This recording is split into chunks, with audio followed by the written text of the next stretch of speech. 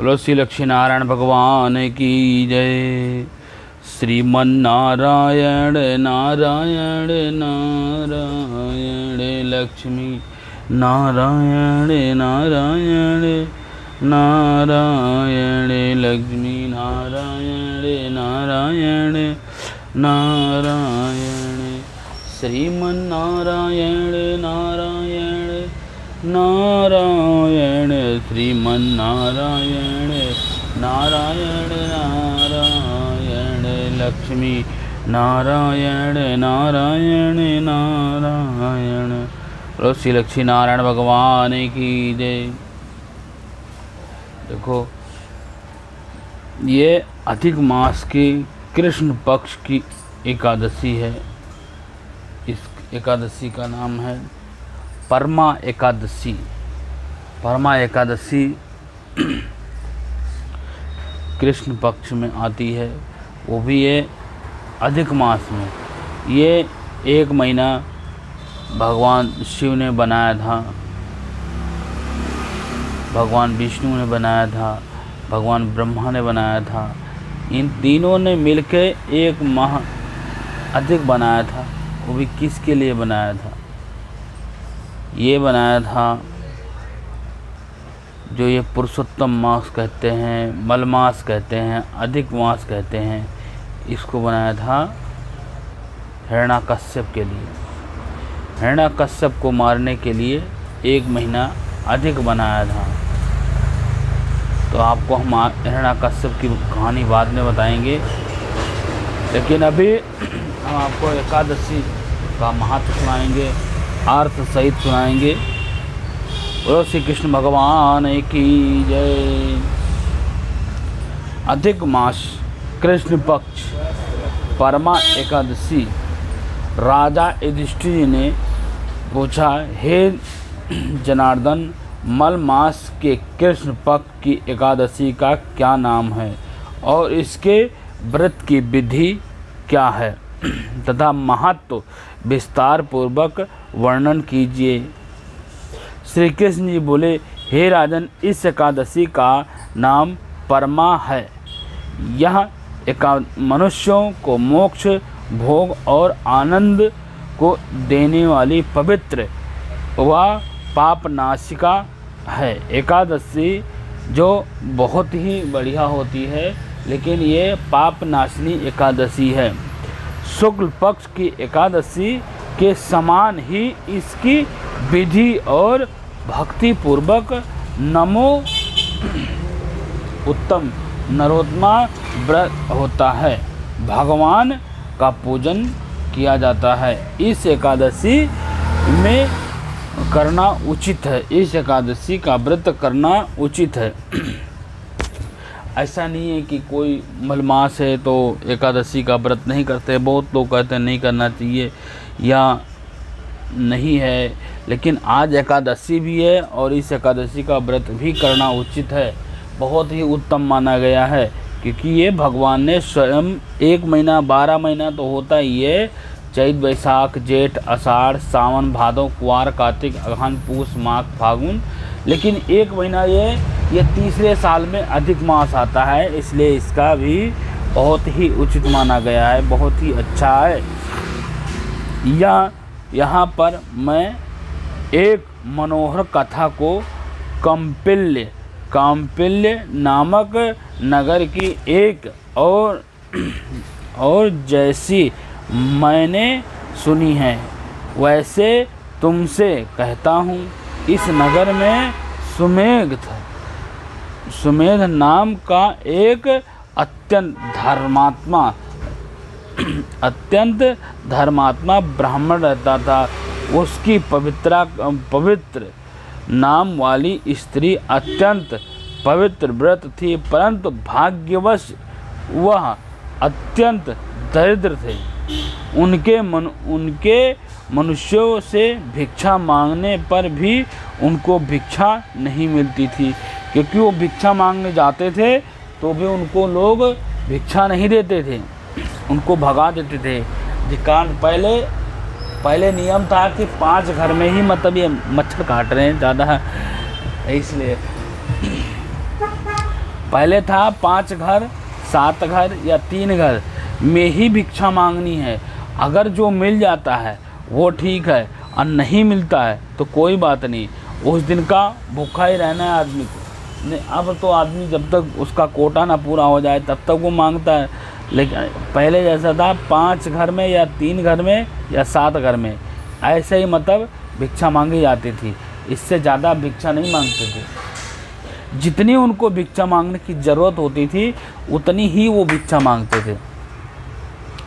तो यह इस कारण भली प्रकार से भोजन, वस्त्र और रहने की उचित स्थान तथा भी नहीं था। कई दिनों में वो केवल उपवास ही किया करते थे। उसकी पवित्रता स्त्री भूख रह करके भी अतिथि सत्कार अवश्य करती थी, मगर उस अपने मुख कमल पर कभी मलिनता न आने देती थी, यथा साथ ही उसके पवित्र से कभी किसी वस्तु की याचना ना करती रही। इस प्रकार अपनी स्त्री को दुर्बल शरीर एवं से घर में अन्न का अभाव देखकर सुमेध एक दिन अपनी स्त्री से कहने लगी कि हे प्रिय, यदि मैं किसी श्रेष्ठ मनुष्य से धन मांगता हूँ तो मुझको कोई कुछ देता नहीं है। मैं क्या करूँ, कहाँ जाऊँ? धन के बिना घर के कार्य सिद्ध नहीं होते हैं, अतः मुझको विदेश जाने की आज्ञा दो। पति के दुख पूर्वक वचन सुन करके वह सुंदर नेत्रों में जल भरने वाली स्त्री और नेत्रों में उसके जल भर गए, और वह भर करके तथा दोनों हाथ जोड़ करके बड़े नमन से विनती करने लगी और कहने लगी कि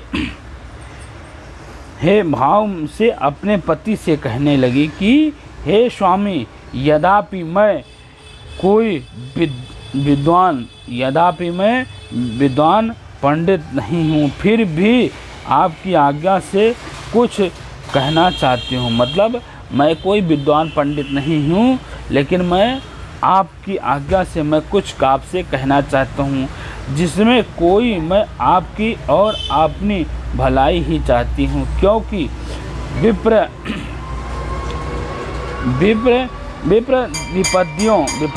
विपस्थितियों मनुष्य सर्वदा यही करते हैं कि मनुष्य को जो कुछ मिलता है पूर्व जन्म का दिया हुआ मिलता है।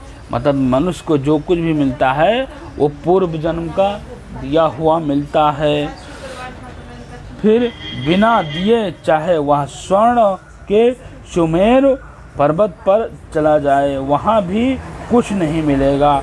मतलब अगर उसके भाग्य में होगा तभी मिलेगा, नहीं तो उसको नहीं मिलेगा। वो चाहे सुमेरु पर्वत पर क्यों नहीं चला जाए, उसको तो भिक्षा ही मांगनी है तो कुछ नहीं मिलेगा उसको। अगर उसके भाग्य में है, अगर उसके पूर्व जन्म के भाग्य में है तो ही मिलेगा, वह कुछ भी नहीं मिलता है। अपने पूर्व जन्म में मनुष्य विद्या, धन या भूमि को कुछ भी नहीं दान करता, तो वही इस जन्म में पृथ्वी पर मिलता है। मतलब अगले जन्म में अगर वो विद्या, भूमि, धन कुछ भी अगर वो दान नहीं करता है, अन्न दान नहीं करता है, तो उसको पूर्व जन्म में उसको वैसे ही तो मिलेगा। ब्राह्मण ने जो कुछ भाग्य में लिखा है वही किसी जगह भी नहीं मिल सकता है, बिना दिए कुछ नहीं मिलता है। स्वामिनी, मैं आपके बिना क्षण मात्र भी नहीं रह सकूंगी।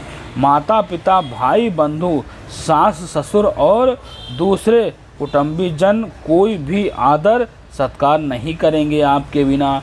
अगर स्वामी आप कहीं चले जाओगे तो आपके बिना माता पिता, भाई बहन, सास ससुर और कुटुंबी को लोग और कोई कभी किसी से अच्छी तरह से बात नहीं करते हैं। अगर उसका पति ना रहे, कहीं चला जाए, तो वो कभी उससे फूटी मुँह बात नहीं करते हैं और ना ही कभी आदर करते हैं, उसका तिरस्कार ही करते रहते हैं। सब आदर कभी नहीं करेंगे, सब पतिहीन ही कहेंगे, भाग्यहीन ही कहेंगे। सब कहेंगे पतिहीन और भाग्यहीन ही कहेंगे, कह करके निंदा करेंगे। अतः इस जगह रह करके भी जो मुझे उसी में सुख मिल रहा है, मतलब जो भी मैं आपके साथ जहाँ रह रही हूँ, जो भी मुझे मिल रहा है वो ठीक है, इसी से मुझे सुख मिल रहा है, मुझे ज़्यादा कुछ नहीं चाहिए, बस मुझे आपके साथ ही रहना है। अपनी स्त्री के ऐसे वचन सुन करके वह ब्राह्मण विदेश नहीं गया और एक समय मुनियों में श्रेष्ठ कौंडिन्य मुनि भाग्यवश वहाँ पर आ गए और उनको देख करके सुमेध अत्यंत प्रसन्न हुआ और अपनी स्त्री सहित शीघ्र से शीघ्र बड़ी निम्रता के साथ बारंबार उनको नमस्कार करने लगा। मतलब उनको देखा तो उनको बारंबार प्रणाम करने लगा और नमस्कार करने लगा और कहने लगा कि आप हमारे बड़े भाग्य हो, आप हमारे यहाँ आए हो तो हमारे बड़े भाग्य हैं, आपके दर्शन हो गए हैं, आपके दर्शन हो गए। ऐसा कह करके सुंदर आसन दें और मुनि की पूजा की तथा श्रद्धा से के साथ मुनि को भोजन करवाए। उस श्रेष्ठ पवित्र व्रत स्त्री ने मुनि से पूछा कि महाराज, दरिद्रता का क्या नाश है? अब मेरे दरिद्रता का नाश क्या है, आप मुझे कृपया करके बताएं कि दरिद्रता कैसे नाश होगी। तो वह बिना दान किए हुए भी दान, विद्या, स्त्री और दूसरे पदार्थ कैसे प्राप्त हो सकते हैं किसी को? मेरे पति मुझे छोड़कर धन की आशा से विदेश जाना चाहते हैं, मैं उनको रोक रही हूँ। मेरे भाग्यवश आप यहाँ आए हो, मेरे भाग्य के लिए ही आप यहाँ आए हो, तो अतः आप महामुनि हो, कृपया करके कोई ऐसा उपाय बताइए, व्रत, तिथि, यह तप बताएंगे आप, जिससे हमारा यह दुख दरिद्रता दूर हो जाए। उसी सुशील ऐसे वचन सुन करके मुनि जी ने मन में सब पापों, दरिद्रता और दुखों का नाश करने वाली उत्तम व्रत का विचार मुनि करने लगे और वह सुशील प्रसन्न मलमास के कृष्ण पक्ष की भगवान की एकादशी अति प्रिय है। मलमास जो तीसरे साल में आती है वो बहुत ही अच्छी होती है, दरिद्रता को जिसके पास दरिद्रता को नाश करने वाली होती है। उस तुम एकादशी को तुम श्रद्धा पूर्वक व्रत करो, उसके करने से मनुष्य धन धान्य से संपन्न होता है और विधि पूर्वक वह पूर्व और रात्रि को नित्य गीत आदि का जागरण करना चाहिए। इस व्रत को सब से पहले कुबेर जी ने पूजा था। इस एकादशी के व्रत को सबसे पहले कुबेर जी ने पूजा था, इसलिए देखो उनके पास धन की अपार माया है। उनको तो माया में भगवान शंकर से भी घमंड करना पड़ा था। इतना मतलब शिव जी ने उनको प्रसन्न किया, शिव जी को उसने पसंद किया था, इसीलिए उनका धन का स्वामी उनको बना दिया भगवान शिव ने। फिर अपने पुत्र को बेचने वाले राजा हरिश्चंद्र ने किया था, जो उनका खोया हुआ राज्य, ऐश्वर्य तथा स्त्री पुत्र का पुनः प्राप्त हुई। राजा हरिश्चंद्र भी बहुत ही राजा हरिश्चंद्र थे, लेकिन उन्होंने अपने पुत्र को बेच दिया था और अपने सत्यव्रती के वजह से उनको बहुत ही दरिद्रता हो गई थी, तो उन्होंने भी एकादशी का व्रत किया था। अतः भी इस व्रत को करो, आप भी इस व्रत को करो। हे पांडव, इतना कहा करके अति प्रसन्नता के साथ कौंडिन्य ऋषि के व्रत की सब विधि उनको समझाए और फिर उनसे पंचरात्रि का शुभ करके व्रत वर्णन किया, जिसके अनुष्ठान मात्र से भोग और मोक्ष दोनों प्राप्त होते हैं। उसमें कहा गया कि परमा एकादशी के दिन प्रातः काल नित्य कर्म से निवृत्त होकर के यथाशक्ति पंचरात्रि व्रत करने नियम करें। जो प्रातः काल स्नान करके 5 दिन प्रयत्न नियर नहाता रहे, वह अपने माता पिता तथा स्त्री सहित विष्णु लोक को जाता है। जिसने 5 दिनों तक स्नान करते विधि पूर्वक ब्राह्मण को भोजन करवाया और उनके मनुष्य देवता मनुष्य राक्षस सहित सबको भोजन करवाए। जो स्नान करके 5 दिन तक तिल के भर करके पात्र का दान करता है, वह समस्त सुखों को भोग करके सूर्य लोक को आनंदित होते हैं। जो भी घी का पात्र दान करता है वह ब्रह्मचारी रहता है। वह देवांतरगण से सहित स्वर्ण को आनंदित करते हैं। एक कौंडिन्य ऋषि ने के कहने लगे कि सुशेली तुम भी अपने पति को सहित इस व्रत को करो। इसके व्रत करने से अन्न और धन से युक्त होकर के अंत में स्वर्ग को जाओगे। उस ब्राह्मणी ने कौंडिन्य ऋषि की बताई हुई विधि के अनुसार व्रत किया तथा पंचरात्रि के समाप्त होने पर परमा एकादशी का व्रत किया और पूर्ण होने के पर स्त्री से एक राजकुमार को वहां आते हुए देखा। राजकुमार ने ब्रह्म की प्रेरणा से सब सुख वस्तुओं तथा तत्पश्चात उस राजकुमार से ऐसा ग्राम उनके जीवन को निमित्त धन दिया और मल मास के कृष्ण पक्ष की परमा एकादशी का आदर पूर्वक सहित से व्रत करने लगे। वो समस्त पापों का मुक्त हो गए और विष्णु लोक को प्राप्त हो गए। जो मनुष्य यह मानव देह प्राप्त करके भी मल मास के एकादशी का व्रत करता है, वह 84 लाख योनि में भ्रमते हुए दुख पाते हैं, परंतु मनुष्य देह अत्यंत दुर्लभ बड़े पुण्य के प्राप्त से मिलती है। कृष्ण पक्ष भगवान द्वारा हुई ये इस महात्मा को सुन करके राजा युधिष्ठिर ने अपने पत्नी तथा भाइयों सहित एकादशी का व्रत किया और अनेक भोगों से भोग करके अत्यंत अंत में समस्त भगवान विष्णु वैकुंठ को लोक को प्राप्त हो गए।